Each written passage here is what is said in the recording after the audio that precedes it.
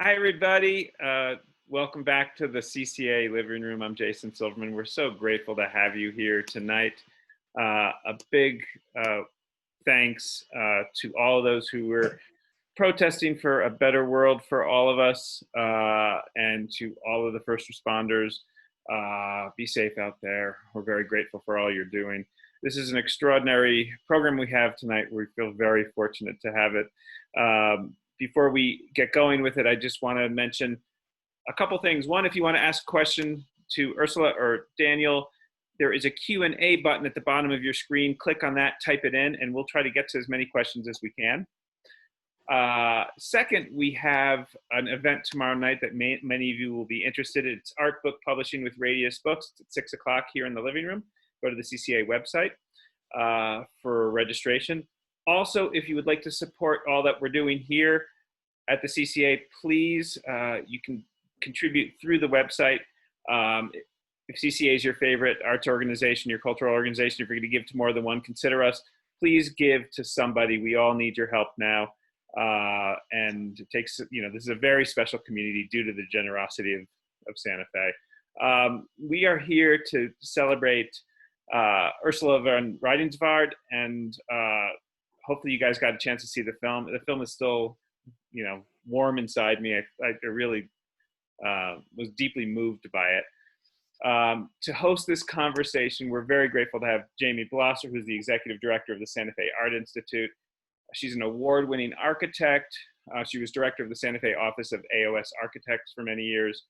And her work led to the revitalization of the Okewenge Historic Plaza. What a gift for New Mexico. Santa Fe Art Institute is another organization that you might consider supporting. They're celebrating their 35th anniversary this year. And under Jamie's direction, the organization has demonstrated a really fierce commitment to cultivating artists and leaders in the realm of social justice. So thanks, Jamie, for being here. Daniel Traub, the director of tonight's movie, is a filmmaker and photographer. His film Barefoot Artist, about Lilie, his mother, explored her collaborative artworks made in war-torn communities. His work as a director of photography for documentaries has been seen on PBS, ZDF, and Arte. And as a photographer, his works have been exhibited internationally in major public and private collections, and have been seen in publications including Aperture and the New York Times Magazine. Thanks, Daniel, for being here. And Ursula von Rydingsvard is one of the most influential sculptors working today. We're going to learn all about her, so I won't go through the entire biography because it's very impressive and long, but she is in the permanent collections of many major museums, including the Met, MoMA, Whitney Museum. I've seen her work at Storm King, at the Barclay Center, at the Walker Art Center. And really, if you haven't seen her work in person, the scale of it and the physicality of it, it's worth a road trip. So when I get back in my car, I might go and see as many as I can. Ursula, thank you so much for being here. It's my pleasure. I feel so good in the hands that feel as though they're so capable. So I'm going to be reading something at the beginning of this hour. This is obviously something that I wrote. I have sometimes been asked why I make art. It is not a question I find easy to answer with any kind of clarity, but I will try to poke around some possibilities. Why do I make art? Mostly to survive, to ease my high anxiety, to numb myself with the labor and the focus of building my work. Objects, or the process by which I concretize my ideas, feels so good. Because I invariably, especially with my monstrous pieces, run into intense anxiety moments from which I have to unravel myself. Because I invariably, especially with my monstrous pieces, run into intense anxiety moments from which I have to unravel myself. because there's a pleasure in it, because there's pain in it, because I endure hefty loads of self-doubt, because I have confidence in the possibility of seeing this work through, because I see life as being full of abominations, because life is full of marvels close to miracles, because I still don't get who I am, because I will never get who I am, because my deepest admiration goes to those who have made art that has interested me, because I wanted attention from those who make good art, because I need to use both my body and my mind.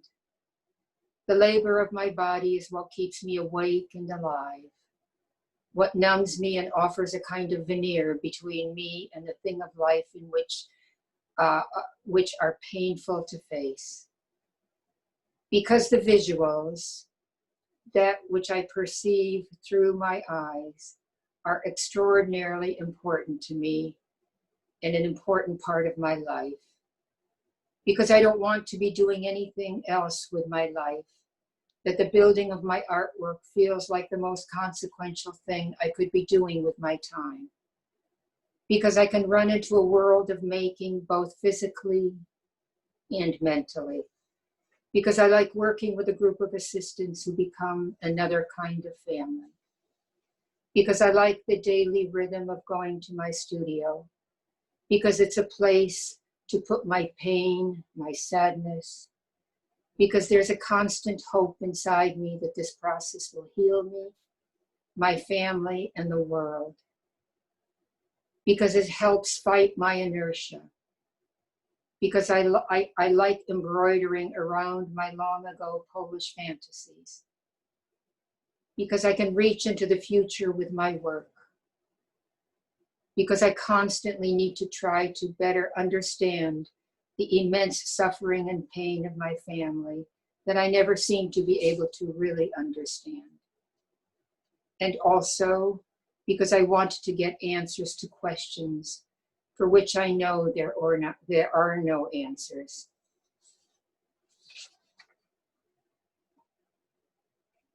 That's the end. Thank you so much, Ursula. That was so beautiful. And I actually had found at least an excerpt of that, Why You Make Art. And so I'm just so thrilled that you read the whole thing. And it's such a pleasure and an honor to be in conversation with you. I've admired your work for so many years, and I agree with Jason. I think it's time for a road trip to go see some of that. And you can convince me. Keep going. I think we're all also yearning for a little bit of adventure right now. Exactly. But you know, I want to come back to many of the things that you just read, because everything that you said ties so deeply into all of your work, all of your projects, your lived experience.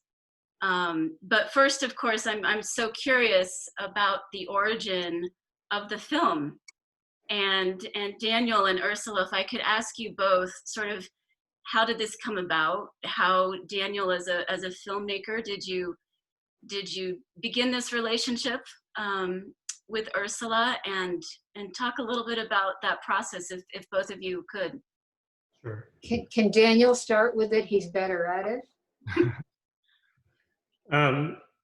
So the whole process started when Ursula actually saw a short film that I had made about the Chinese artist Xu Bing, called Xu Bing Phoenix.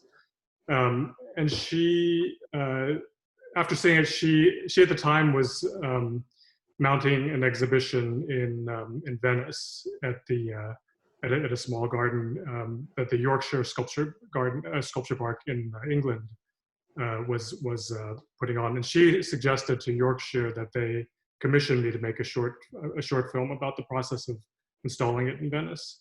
So that. So I decided I wanted to do it, and I ended up making about a 10-minute film.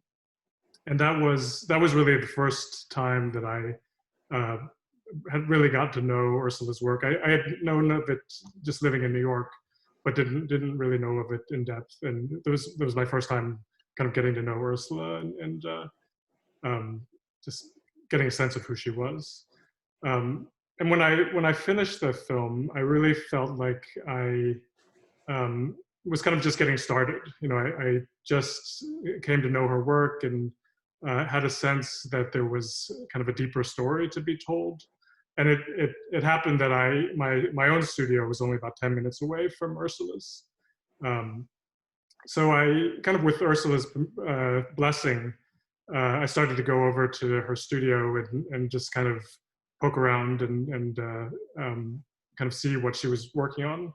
And as it happens, she had been working on a commission from Princeton University of a sculpture made out of copper.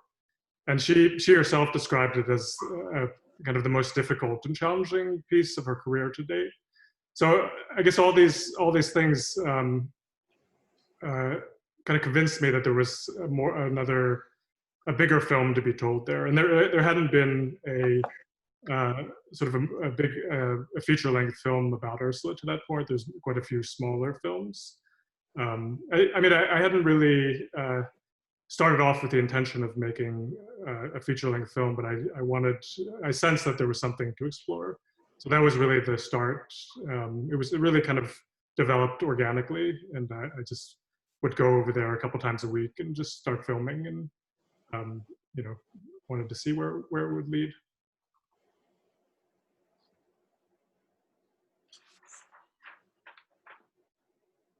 So this was a 2-year process or longer? No, it was more like 5 years. Okay. Yeah, I mean, the filming happened over about 3 years. You know, kind of in fits and stops and starts based on raising money. And then the editing took about 1.5 years, also kind of with long pauses in between. But we started in, I think, 2015 or the beginning of 2015. So it's taken a while. As these things do, yes. And I have to say that, you know, while there has been a lot written about your work, Ursula, and you've been so open about your the making of your art and your life experiences, but there is something so beautiful about seeing the arc in the film of the story. I think it puts so much into perspective, at least for me. And you know, so much in your life, I think, also does speak to the current moment. You know, your early life in a displaced persons camp, in detention, I think is what we call some of that today. So like so many immigrant children here in the U.S. today, and your sense of wanting to belong to a place, and the strong visual and tactile memories you have from being a very young child. And so I'd love to just have that clip number 1, Jason, talking a bit about some of that early life.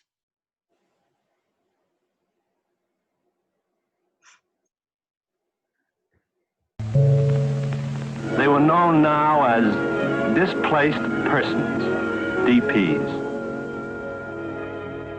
In conquered northern Germany, starvation was the weapon.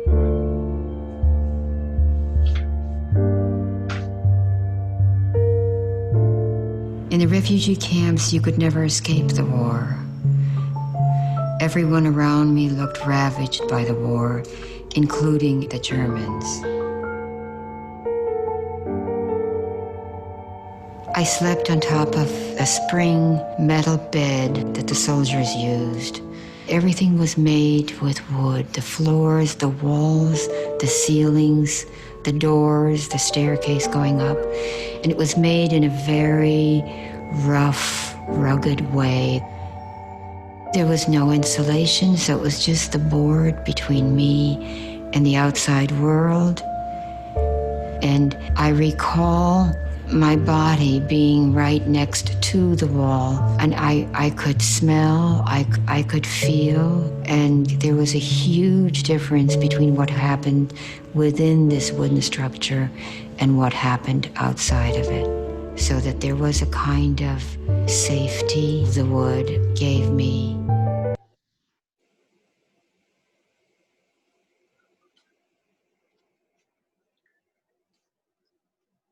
I found that piece to be so moving, and you know, you talking about everyone was ravaged, and including the Germans, but really the strongest sense is this immigrant experience that you had from an early age, this longing to belong to a place, to a home, to a homeland. And then later, of course, in the film, you and Paul talking about your trip to Poland, which you call a land of wood.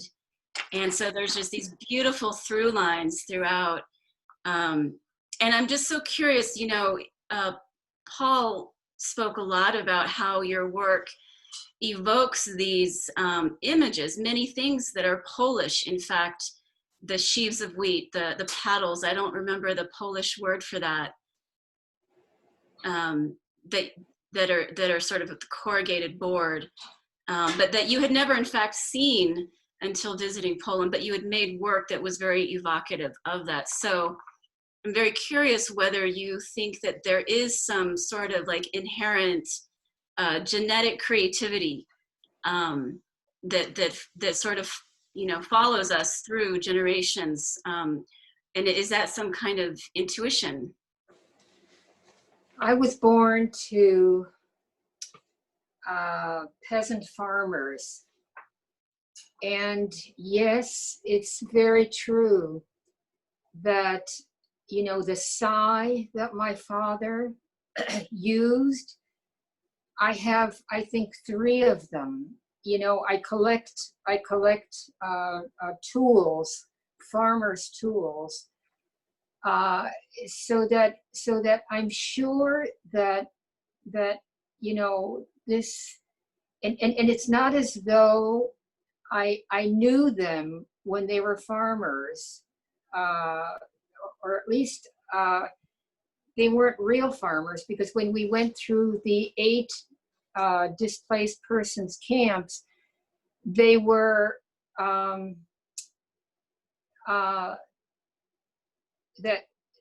that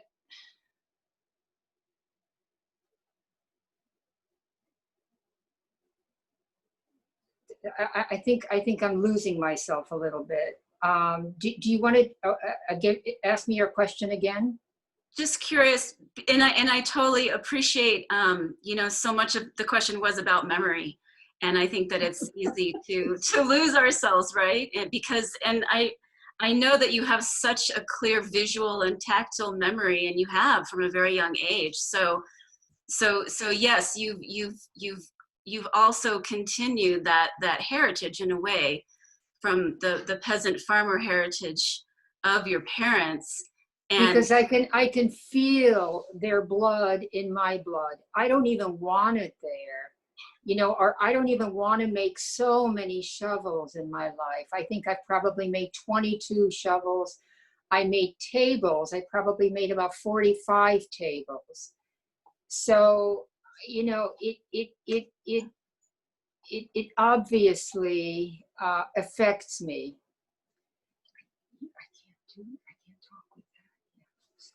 of course, and I think that's it's so interesting. A lot of your work are these, you call them sort of monstrous pieces, these quite large pieces that are incredible, and to be a woman artist creating this work, you know, and also you've also talked about not only the farmer's tools but domestic tools, and so correct, and where food plays a huge role. yes, you know, I have made so many bowls, but you know, I don't even want to make bowls. It's not as though that's my clear intention. It's just what happens almost without my having any designs on it happening. It's more innocent than that, and it comes from some place in my body that is not scholarly, that is not thinking about, oh, what philosophical things should I follow? It's nothing like that, or it's not even now you have to do the true thing, you have to do the right thing. None of those count. It's the only thing that counts is the thing that's the deepest inside of you. And if you can allow it to come up, if you can allow it to speak, which is not easy to do, you know, that's what you want. That's the treasure. You know, that's the thing that might get you somewhere with this piece. Just might. There's no guarantee. But I, you know, I love doing that. And I love, you know, looking for that. Yeah, I never make a model for any of my pieces. I never draw, you know, for any of my pieces. I mean, I do it when my hand is really, you know, in a tough place, like when the government wants a piece that they want to know what they're going to get. So I can always draw something for them. But I don't have to do it just that way. Nobody comes and looks at it. Nobody measures it. You know, it's once it's done, you know, it's forgotten. So it's kind of out of the places that one can't even name where they are, that you can dip into and let it come forward. Just allow it to come forward. And because my studio is a place that is so safe for me, it's the only place where I can say the truth. I mean, the real truth. I mean, and I don't have to then stand in front of a red light before I can go. It's a place where, you know, I don't have to be, you know, dressed up, you know, it's a place where that has a greater possibility to surface, that which I was speaking about before. Well, I think it's amazing that this process of uncovering and bringing it forth is hand in hand with this deep intimacy. And, you know, I think that is kind of labor that's often not seen. It's often invisible. It's, you know, farming, domestic labor. It's often things that we take for granted and are undervalued. And what you've done is you've taken this process that is so intimate with the space and the material, and you've made these giant pieces out of it, which I think is just incredible. They're kind of my idea of icons, you know. My icons are very, very humble. Very much icons. And I know that you said that you don't see them as sort of feminine figures, but you do refer to almost all of the large pieces as she and her. And so it's almost impossible not for me to imagine them not being these witnesses, you know, like very much inserting themselves, even if sometimes they're not in our full view, which I think is one of the really gorgeous things about public art, actually in general. And so I'd love to continue this conversation about the intimacy and a little bit about your public pieces, maybe Jason with the clip number 5, about the Ona.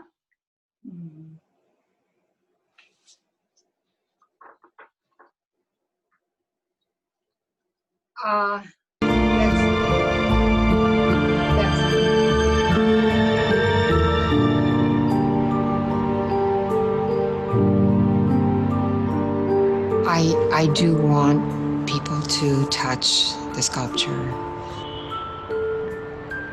And I do want their fingers to make a mark. There's acid on the tips of your fingers, you know, that can eventually eat away at the patina. And I like that look. It's like the look of the Buddha's belly, you know, that get rubbed historically, and that part shines from all the rubbing. And Ona is awaiting that.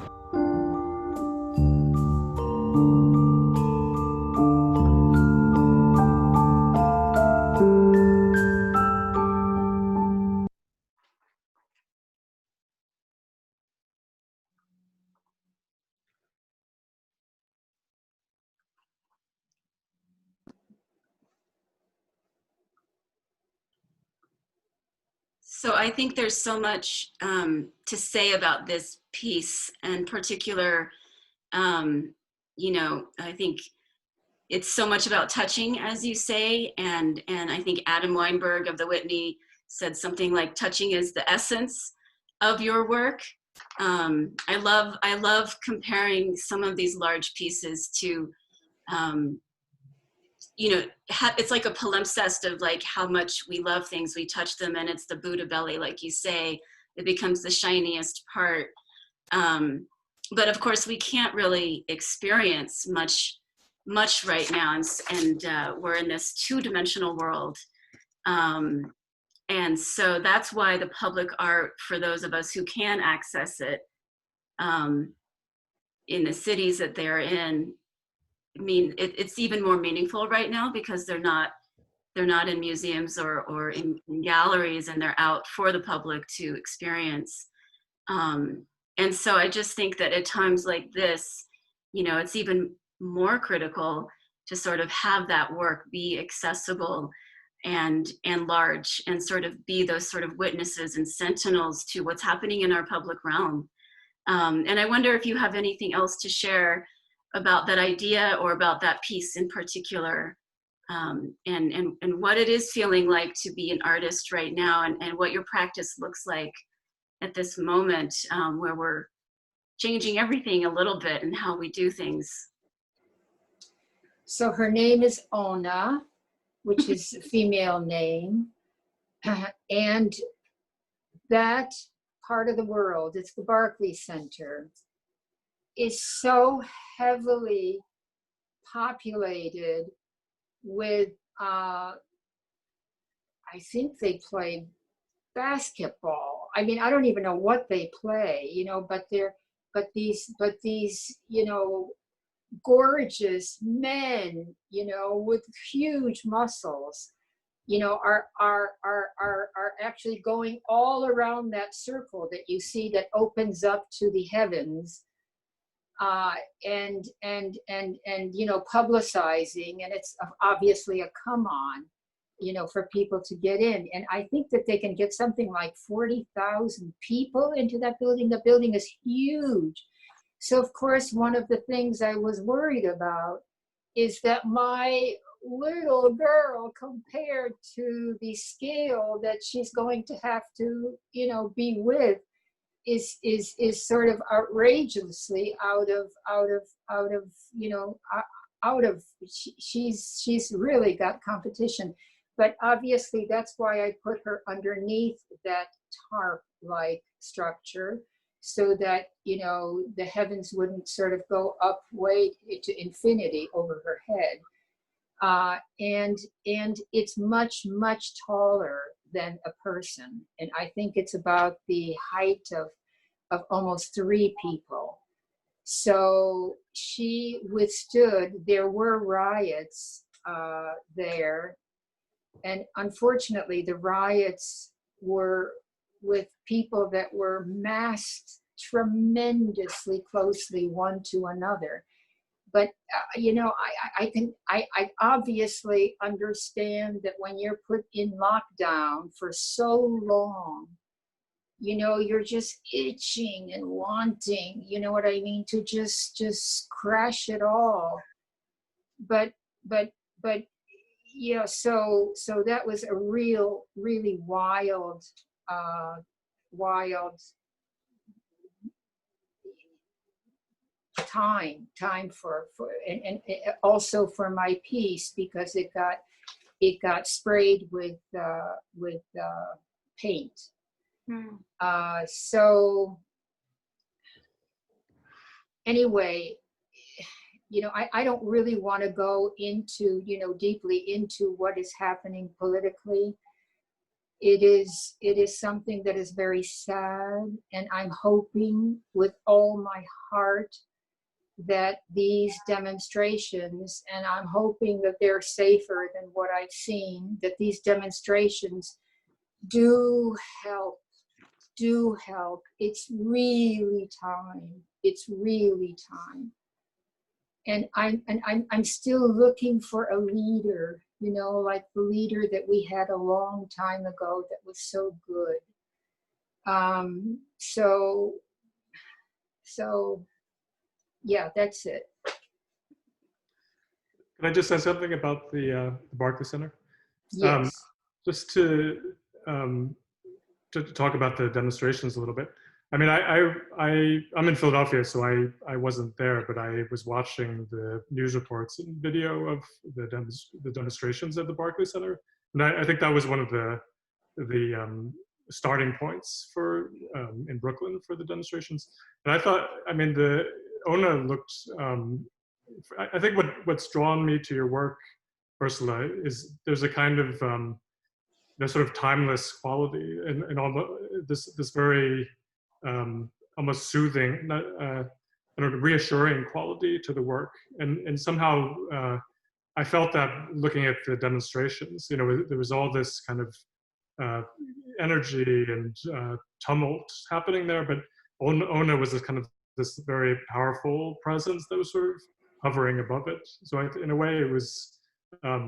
It was very, very powerful to see that, and in a way, it served a powerful purpose being in that space. And Ona, even you mentioned how you were worried about it being small, but actually it relates to the materials of the Barclay Center nearby, the steel. It's kind of a similar patina. So in a way, it sort of feels like the heart of that plaza. Even though it's kind of in scale, it's quite small compared to the Barclay Center, but in a way, it feels like the emotional heart of that space, which was wonderful. Thank you, Daniel. That's beautiful, and I agree. I do feel that piece holds that space in an emotional way. I don't know why, but I also think that they are, feminine. There's just a quietness and a humility to the piece, and many of your pieces that is able to hold that space in a way that many monuments could not. And in fact, many monuments threaten that kind of That's right. public realm. And so I appreciate you telling us about that, and I agree. It's a very complex and difficult moment. I think in our history as a country, we've had many, but I'm hopeful at least that the conversations seem to be shifting. So I do have at least some optimism that we could actually get to a place of some real change. What strikes me is that getting to that place where we all want to be, that you so beautifully said, and how painful it is that we're not there, is community, right? And so, Daniel, I thought that the film did a beautiful job of really acknowledging the community that Ursula has built around her in order to do the work.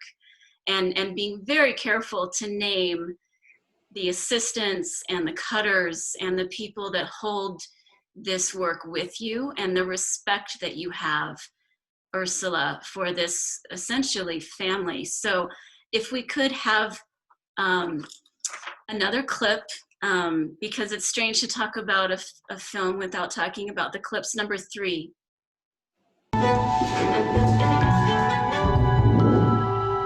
Part of what is in her work is her joy, is her respect for labor and her joy in it, and her feeling of accomplishment when it's all done, and when it's also a bit of a community that's building the piece. I have a group of assistants that are superb. Without them, I couldn't realize the work that I needed to realize. Through my brother, I got a part-time job here.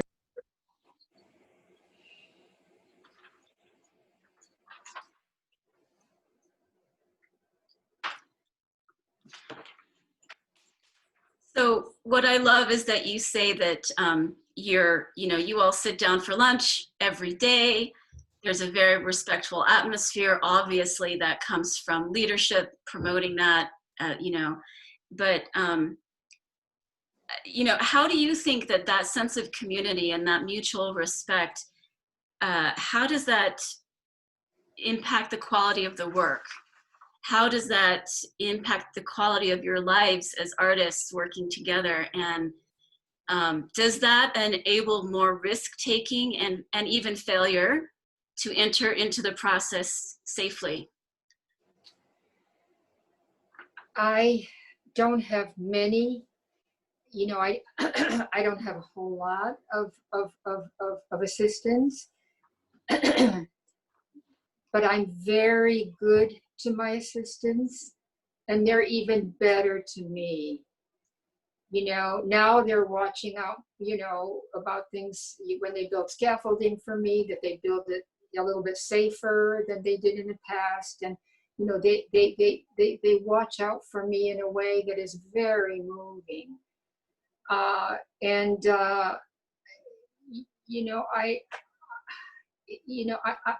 just really, really couldn't do what I did without him, without them. I only have 2 hands, but even if I had 3 or 4 or 5, it still wouldn't do it. So we usually work in a group of 4 when we're working on large pieces, or actually 5. So 2 people do the cutting. And this is if we're doing a really huge piece. 2 people cut, and the cutters are my princes. It's the very dangerous thing to cut. And I do not, it's with a circular saw that they cut.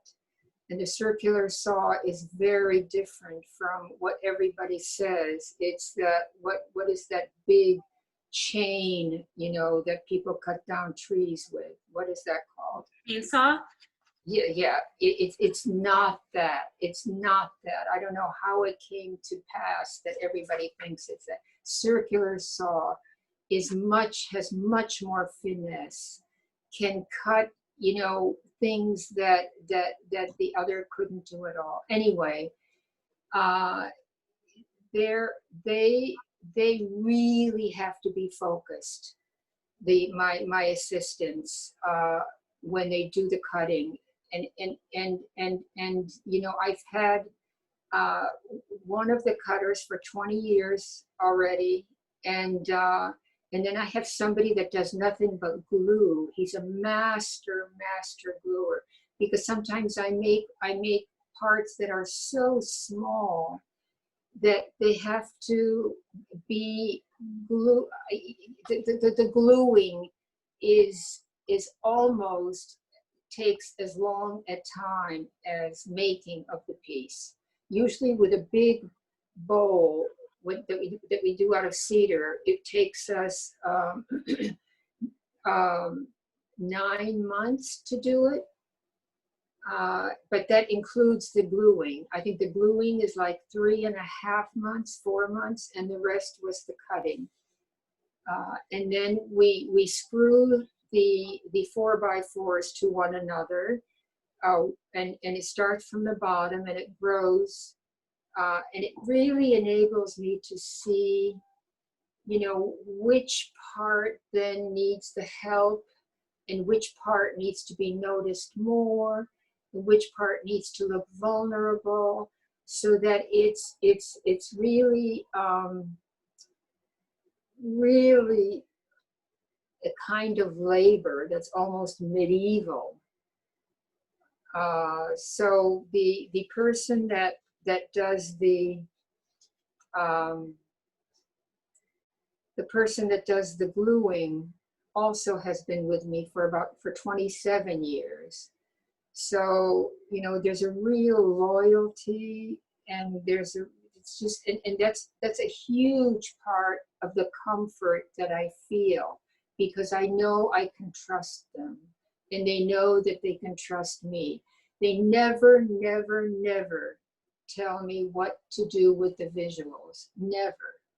You know, they don't say, oh, look what you're doing here, maybe you shouldn't do that.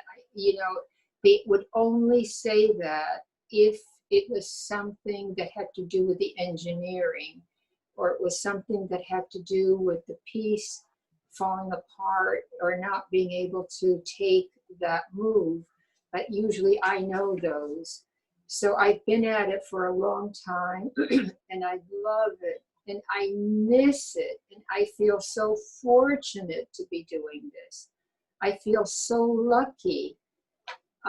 So, of course, I haven't been able to go, you know, for, I guess it's been 3 months, 4 months. I can't even remember. I don't even know the days anymore, because I don't have that rhythm that I had before. But I miss it enormously. So, yeah. Do you know when you can imagine returning to something quasi normal, or quasi, you know, in those same rhythms? Well, I think that I'm going to be by next week. I think I'm going to be going to the studio, and that we're not opening the studio yet, because it has to be kind of very strategically thought out. I think we're going to be opening the studio to the assistants in after July 4th, after the week of July 4th. But I'm going much sooner alone to the studio every day. And you're certainly known for, I hear that sort of yearning for that rhythm. You're definitely known for being a methodical, you know, maker, and having a very labor-intensive process with your artwork.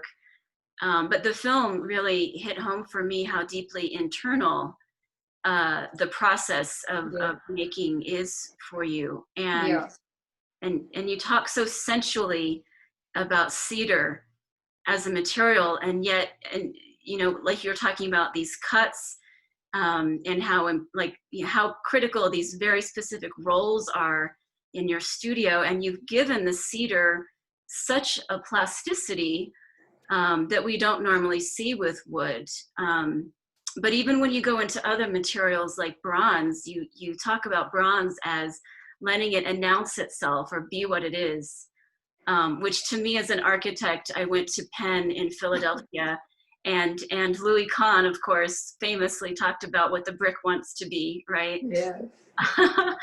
And so, but I thought that Zachary Finn actually kind of said something so beautiful that I wanted to turn back to you, which he said that you turn wood into language. Can you say more about that? And Daniel, if any of this sort of provokes some thinking to you about the making of the film as well. But I love that, turning wood into language. So it almost just speaks for itself. I think that it does speak for itself. So I think Daniel should take it up. How wood is the language? Yes, that's what Zachary Finn at Artforum wrote. And to me, that just kind of sums up so much about the process and what, you know, like I said, the plasticity of the wood, and how it's you wouldn't think as a layperson, you would never know that that just all started with these 4x4, you know, cedar planks. Right. I mean, I think, I mean, for me, what drew me the most, I think, was just watching Ursula's process.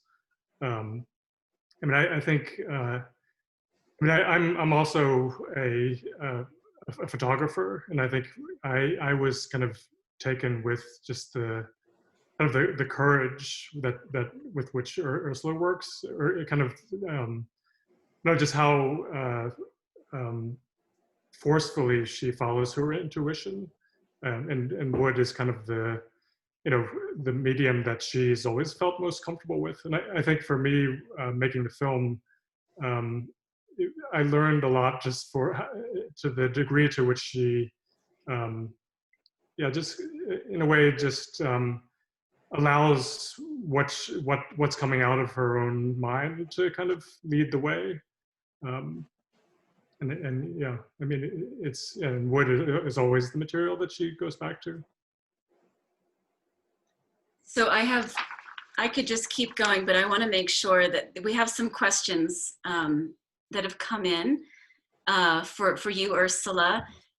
Carolyn Deshane is asking about how you came to add the lace to the cedar pieces and what it means to you in terms of the light coming through, lightness, as another aspect of what that material gives you.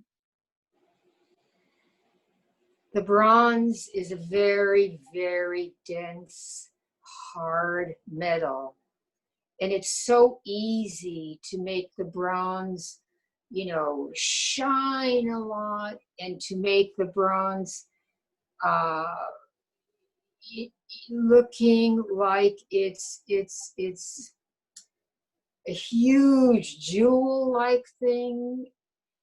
And what I wanted is the same thing that I want for many of my pieces, that there is a humility that to make that humble, and to make that alluring.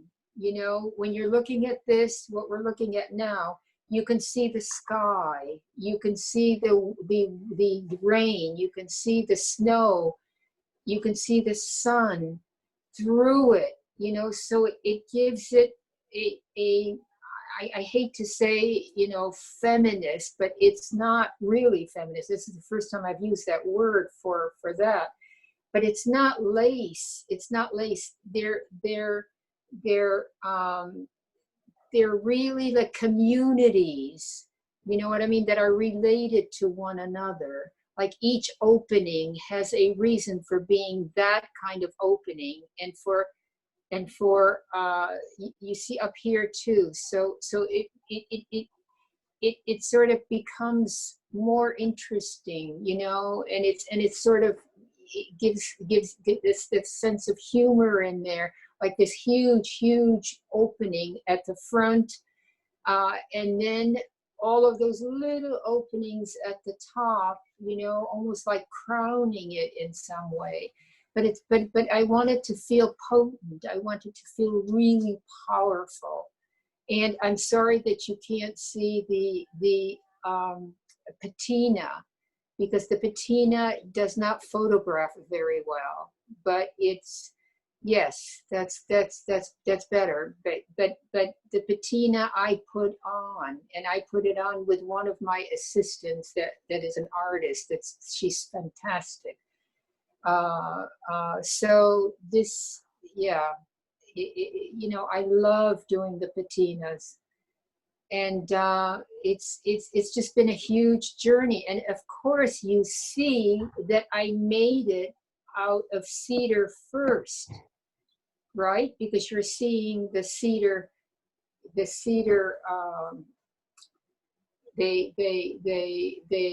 cast it from the cedar.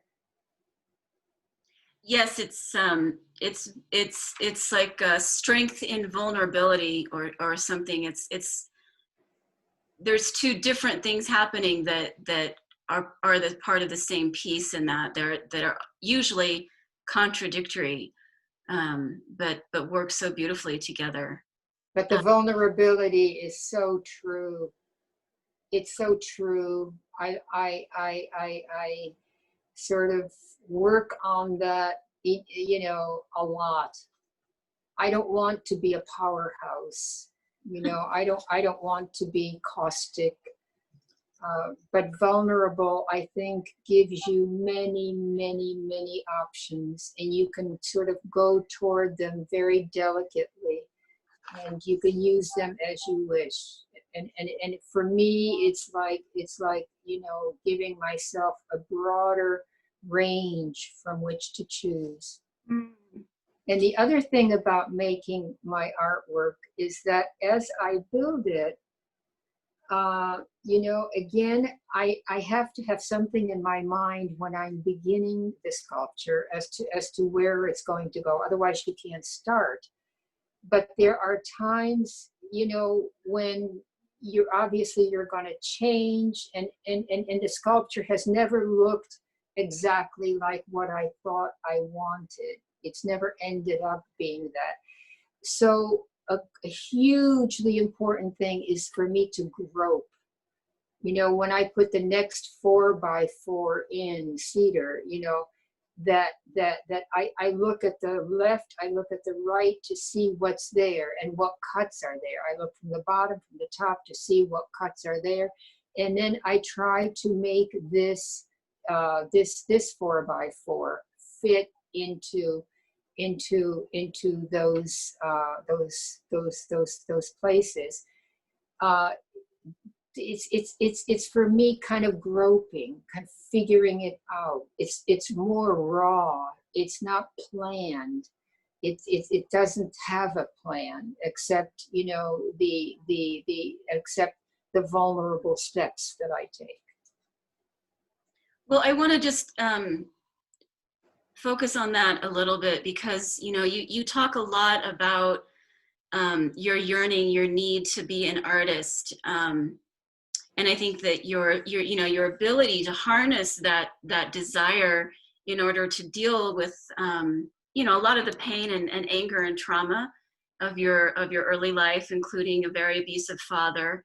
But you also talk about not feeling as if you deserve to be an artist, and that it's taken so much of your life to gain the confidence. I feel like this is such an important thing for emerging artists to hear.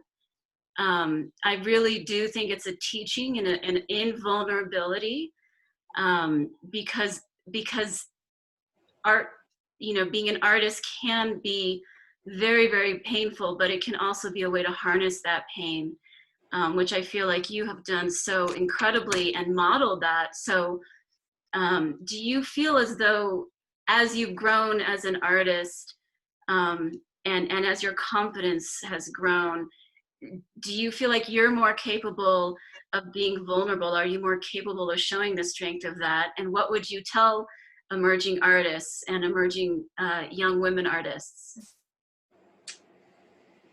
Boy, I honestly, you know, don't see my life as somebody who, oh, that I really took the right road.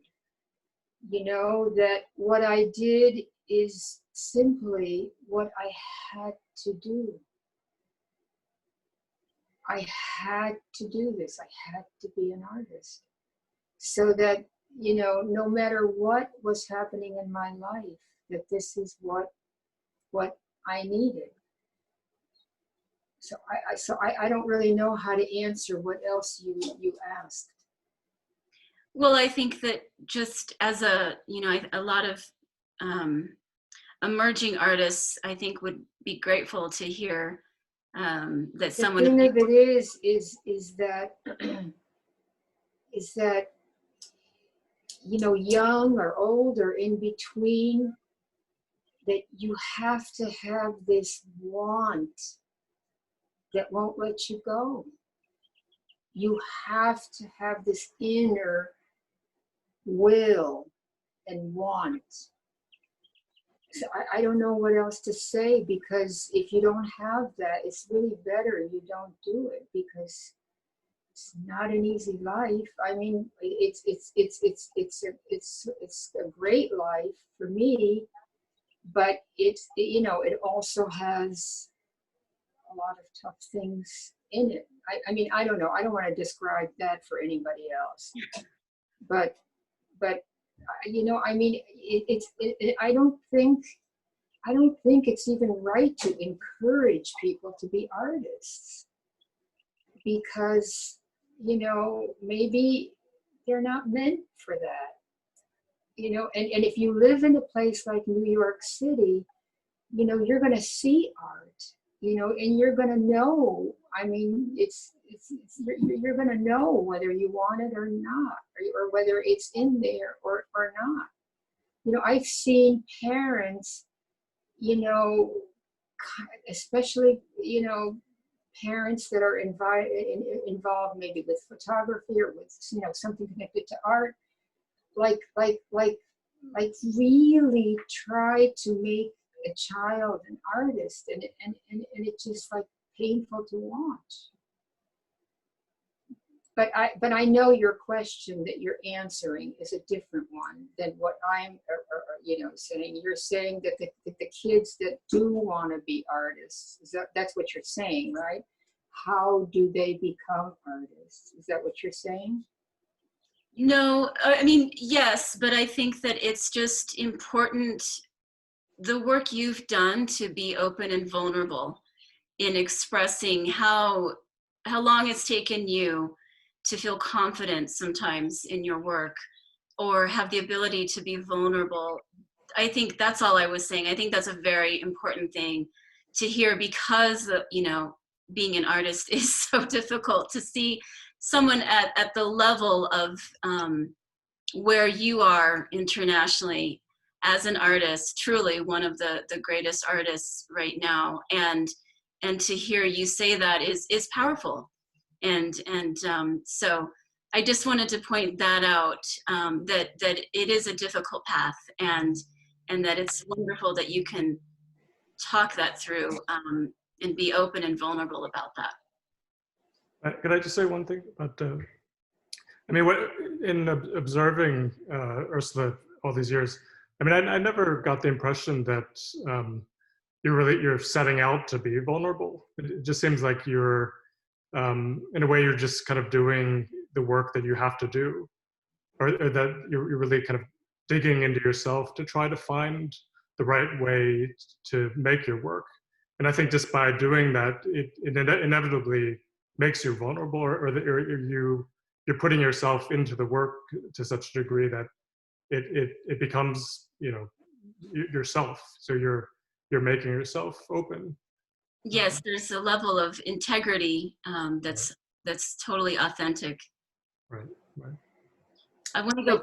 But hearing Daniel say that, like, you could imagine what a great partner he was for this project that we did together. He just gets it. You know, he gets what I was doing. He gets how I was doing it. He gets my, you know, the intensity of my want of it. He, you know, and he's so kind, and he listens, and he's the one that asked all the questions. We didn't take anybody from outside, you know, that was, you know, like a scholar of art history, or you know, it's so I just feel so lucky to have had Daniel as you know, I mean, we were good partners. And Daniel, you even caught me on a day when you were able to nab the thing about my father. And you did that once with the upstate, you know, home, and then the one, you did one in our studio. Right. You know, that it's like, you know, you didn't even tell me to do it, that this was the mode that I was in, and you grabbed it, you took advantage. It's really wonderful. I mean, a little bit of background about the film, or about, you know, the process is, I mean, in the beginning, Ursula was, you know, speaking about vulnerability, Ursula was reluctant to talk about some of the things that were more personal. I mean, I think it took us quite a few years before I think it felt natural for Ursula to go in these directions. I think, you know, in the beginning it was more it was more going to be sort of a professional profile. You know, my original idea was to follow the sculpture that Ursula was working on at the time, and kind of make it more about the process and the development of that piece. But I think I sensed that we had to, you know, go into the history, but it took a long time before I think we both, more Ursula trusted me, before it sort of was allowed to kind of go in that direction. And I think, you know, talking about the materials, I think for me, in a way, there's some parallels to the process. Like I felt I was also just kind of in a way following my own instincts where the project had to go. You know, initially it was to be sort of more about the work, but I think just through our collaboration, all these things by their own organic way kind of came out on their own. Well, and that trust, that relationship is just so clear. And definitely congratulations, Daniel, for being such a master storyteller in the filmmaking process, that Ursula could feel that it was safe to open up in that way. Right. That's right. It adds a lot, I think, to the film and to a better understanding of who you are, Ursula. Yeah. Yeah. So a few more questions from people who are watching. Susan York says, thank you both for this remarkable film, and to Ursula for your profound work. She was really struck by the steadfast relationships that you have with your materials and also with the people in your life, especially your brother. And could you talk a little bit more about him? Well, he is the best brother any human being could have.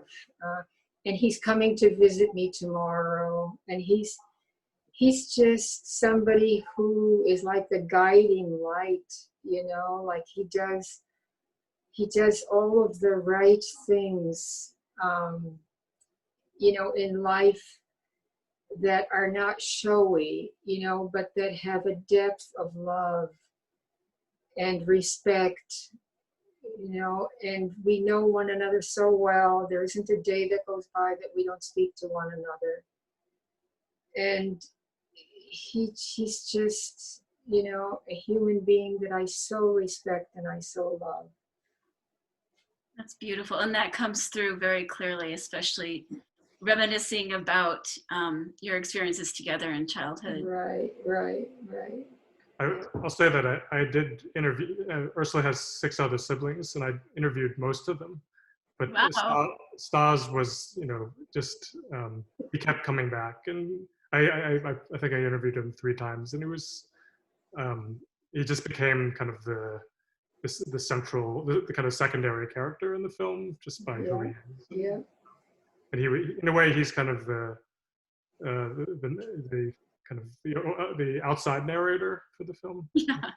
But I mean, I could have made other films about each of the siblings. They're all quite remarkable. Anyway.